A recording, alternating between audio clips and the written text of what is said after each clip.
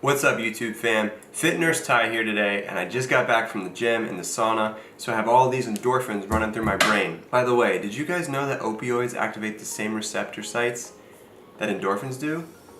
Pretty cool, huh? Speaking of opioids, we're going to be talking about 3 tips to help you guys get 102% on your next pharm exam. Let's get into it. Alright guys, before we start the video, I just want to preface and say that these 3 tips helped me get my 102% on my past pharmacology test.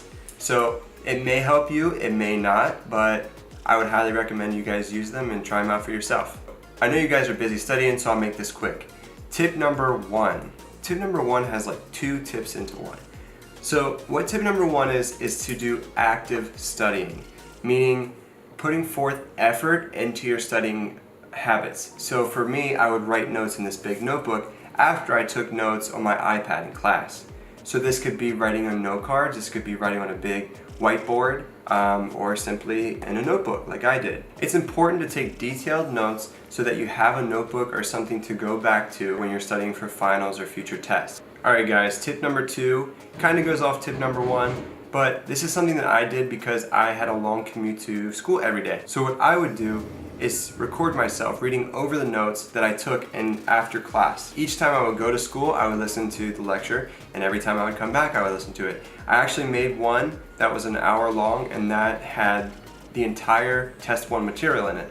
So I listened to it about 15 times total, and I could probably recite everything in that entire lecture that I recorded. So if you guys don't have a long commute, you could be recording it and listening back when you're walking to class, or when you're about to go to the gym, or when you're about to go to sleep. Something along those lines. And that would go off of studying passively. So you're actively recording yourself, that's an active way of studying, and then you're passively listening to it over again. So that's tip number 1 and 2 is active and passive studying. Alright guys, we're going to talk about tip number 3. And tip number 3 helped me the most out of nursing school. Now tip number 3 really worked for me, and I'm not sure if it's going to work for others. I know in my class some people really liked tip number 3 that I'm about to share with you, but some people found a different way of studying. So what I did is make stories. Stories can be so beneficial, and to this day I still remember all the stories that I made in my pharmacology class. So I just want to tell you guys that making stories in itself can be really fun way of studying and beat the time of the old boring studying of just looking over your notes over and over. It can make it fun and it'll help you remember. So I'm going to give you guys an example of some of my stories that I came up with. Now I'm sure you guys can make better stories, but the ones that I came up with, for some reason they always stuck with me.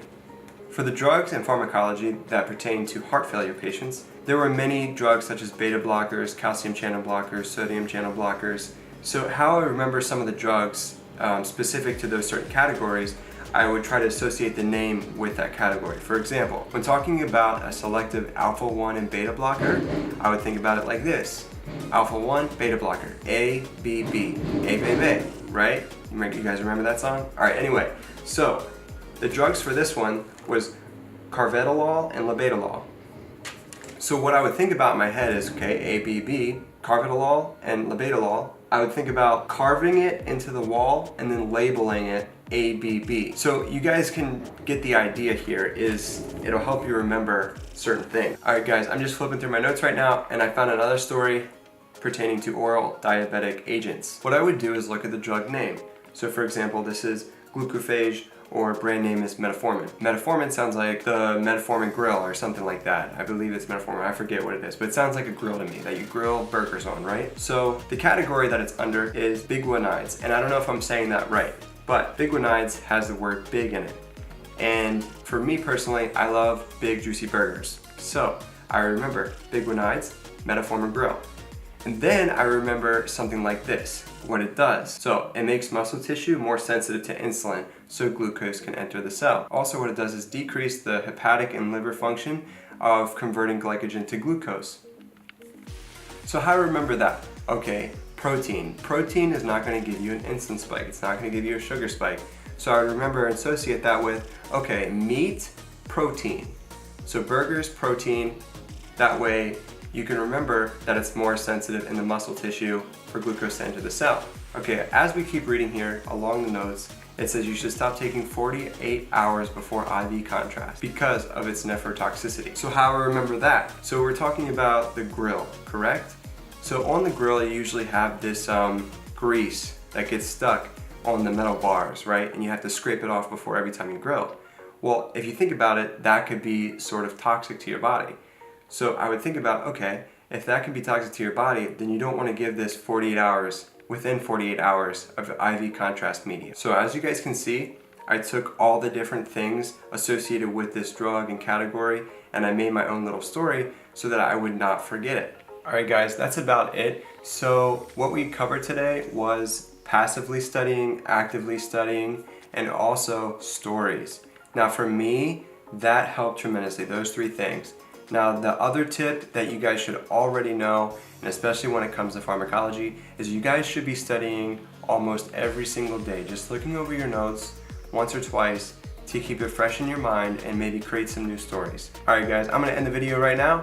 Make sure you guys are studying every single day, just looking over your notes. It's a very important class. Every nursing class is a very important class, but especially this one is very tough. You need to put a lot of effort into it. So leave a comment below telling me what you guys want to see more of. If you have questions, obviously just send them in the comments below as well. Like the video, share it, and I will see you guys next time. Peace out.